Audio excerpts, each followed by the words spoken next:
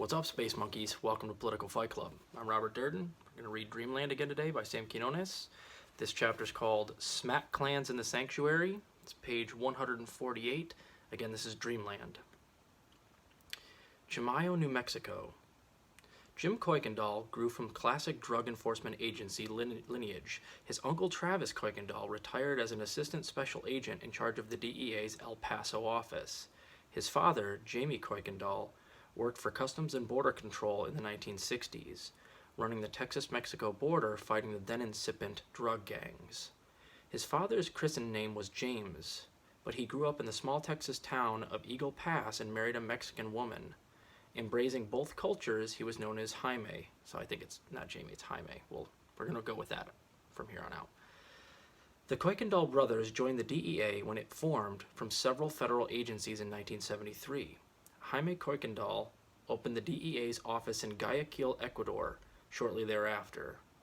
Jim Kuykendall spent much of his youth there thinking his dad was some kind of James Bond, but not really knowing what it was his father did. In the 1980s, Jaime Kuykendall moved to Mexico.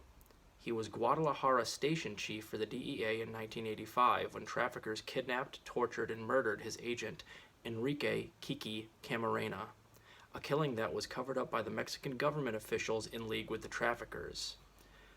The murder traumatized the new DEA and intensified its focus on Mexico.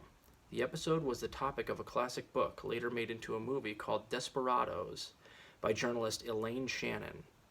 Jaime Kuykendall wrote his own book on the Camarena episode, O Plomo o Plata, Silver or Lead. In college in Texas, Jim Kuykendall first studied journalism, but then, working as a campus police officer, he switched his major to criminal justice. Boo. One night, he had dinner with a DEA agent, an old drinking buddy of his father's. "Think about applying to the DEA," the agent told him. Other federal law enforcement agencies, the DEA man said, controlled their people from above to an almost stifling degree. Oversight limited the freedom an agent had in conducting an investigation. In part because of the kind of work the DEA did, individual agents had unmatched control over cases and could make them as big as their own abilities dictated. Unlike local policing, DEA agents had the chance to travel and live abroad, and the department would prize an agent like Kuykendall fluent in Spanish.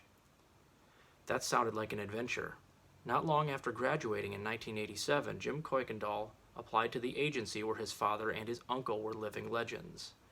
He did tours at Beaumont, Texas and Bogota, Colombia before returning to the United States in '98. He was stationed in Albuquerque, New Mexico, the senior agent in the office. By that point in his career, Jim Kuykendall had seen that his father's buddy was right. A DEA agent could make a difference, aided by enormous power of the federal government's conspiracy laws. These statutes allowed the government to charge a person for involvement in a criminal enterprise even if there is no immediately incriminating evidence. No drugs in an apartment where the cops searched, for example. Wiretap cases were about what was happening at the moment. The conspiracy cases Kuykendall grew to prefer had more to do with what had happened in the past. They did not depend so much on dangerous undercover buys or finding a suspect in possession of lots of dope. Instead, they required agents to go back through the record, cobble together witnesses and reports of past arrests, showing a pattern of, say, a group selling drugs over many years. Defense attorneys criticized conspiracy cases at times as too broad, sweeping up, for example, everyone a defendant contacts. But Kuykendall found that conspiracy cases appealed to his inner journalist. Conspiracy cases required telling a story. Using conspiracy statutes, an agent learned part of the story of a criminal enterprise as he made a case, then flipped the defendants and came back with more arrests and learned the whole story, or at least most of it. Telling the full story of a criminal enterprise had a lot to do with justice, Kuykendall came to believe, for little of what these enterprises really were was apparent on the day of a bust. Jim Kuykendall, I wish they would stop using his full name, just call him Kuykendall, had made several cases like this in his career, and as he settled into his job in Albuquerque, he would make up another up in his small town of Chimayo, New Mexico. Chimayo, with a population of less than 4,000 people, was founded 500 years ago by Spanish conquistadors. It is 25 miles from Santa Fe in the verdant Espanola Valley. The town is known for several things. It is the lowrider capital of the world. Lowrider capital. Residents are obsessed with the dressed-up, low-slung cars. Chimayo's cherry red heirloom chilies are powerful, and their seeds have been passed down through the generations of growers. A small adobe church in Chimayo, built in 1816, attracts thousands of pilgrims and tourists every year. The milk chocolate soil around the church is said to cure illnesses. Some 25 tons of it is sold each year to people who rub it on their bodies or simply keep it in small plastic cases. Every night, Chimayo residents venture into the hills, dig up more soil, and deposit it at the shrine. Every Good Friday, 30,000 pilgrims come to the small adobe Santuario de Chimayo, as the church is known, some walking from Albuquerque, 90 miles away. But the town is also known for an illness the soil hasn't cured. Chimayo has the highest rate of heroin addiction in America. When people discuss heroin addiction in Chimayo, they tend to talk of it in terms of a culture, something passed down through the generations. Entire Chimayo families are addicted, beginning with the grandparents or even the great-grandparents. This had been true for many years when Jim Kuykendall, a few weeks into his job, called Chris Valdez, a New Mexico State Police narcotics officer up in the Espanola Valley. When Valdez was growing up in the area, this illness was known, but hidden. By the time he became a cop, though, heroin was about all Valdez ever saw. Several families whose ancestors had been in the valley since the 1600s sold the heroin. In the cloistered world of tiny Chimayo, no one could touch them. Addict burglaries and car break-ins, meanwhile, grew worse every year. For decades, Chimayo addicts had subsisted on powder heroin that Valdez assumed came from Asia somewhere. It had been cut often and was very weak. Then sometime in about 1997, Mexicans arrived and began providing potent and cheap black tar heroin. Chimayo dealers wouldn't let the Mexicans sell in town, but they were happy to buy this new product wholesale and parcel it out to their customers. That's when things seemed to unravel fast. With almost unlimited supply, users who'd controlled their addiction used far more. People stole wantonly.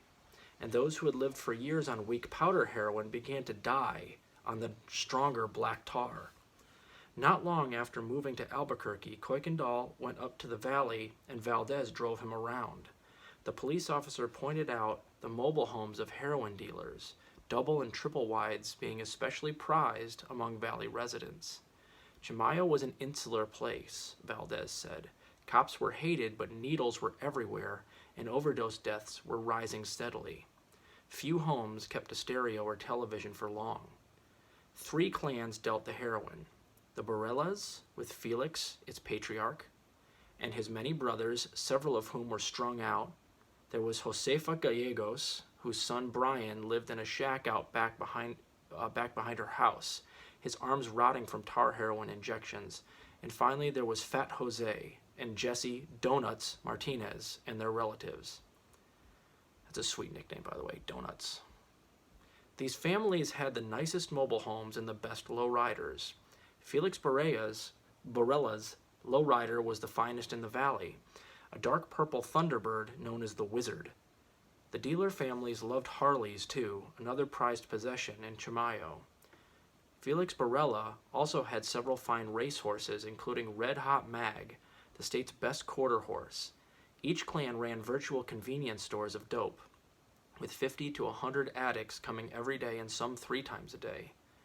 As the death toll rose through 1998 into 99, families of dead addicts, joined by priests from a New Mexico border known as Hermanos los Penitentes, began protest processions through the mountains to the Santuario.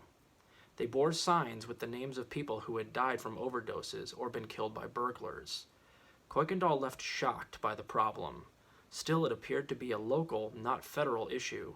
Retail street dealing, it seemed to him. A few weeks later, though, Valdez called. "Get up here tomorrow," he said. "There's a meeting of a Chimayo crime prevention organization. People are mad." That night, Kuykendall walked into the Rancho del Chimayo restaurant and was startled to see congressmen, judges, and head of the New Mexico State Police and city councilmen, along with Bruce Richardson, the board of the Chimayo Crime Prevention Group. Richardson spoke. Criminal clans ran the valley and children were finding used syringes. You have done nothing, Richardson told the officials that night. He brought forward a large pickle jar filled with used syringes. The public officials gave what Kuykendall considered elected official responses, appeasing no one. He drove home to Albuquerque that night. The politicians' presence told him that they knew things were bad.